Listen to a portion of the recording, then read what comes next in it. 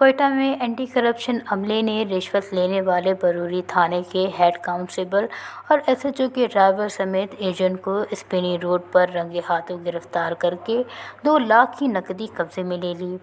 Anti corruption ذرائع کے مطابق ڈائریکٹر اینٹی کرپشن کو مسلم باغ کے رہائشی محمد طاہر نے گزشتہ روز درخواست دی تھی کہ میرا بھائی علاج کے لیے بی ایم سی اسپتال آیا تھا کہ بروری تھانے کے اہلکاروں نے اٹھا لیا اور رہائی کے لیے 2 لاکھ روپے طلب کیے جا رہے ہیں،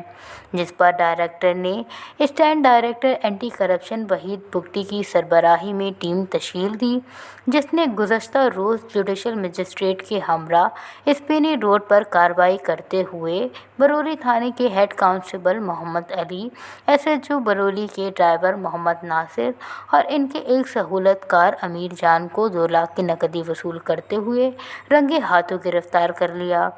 ذرائع نے بتایا کہ رشوت طلب کرنے والے مزید اہلکاروں کی گرفتاری کے لیے چھاپے مارے جا رہے ہیں۔ وش نیوز، کوئٹہ۔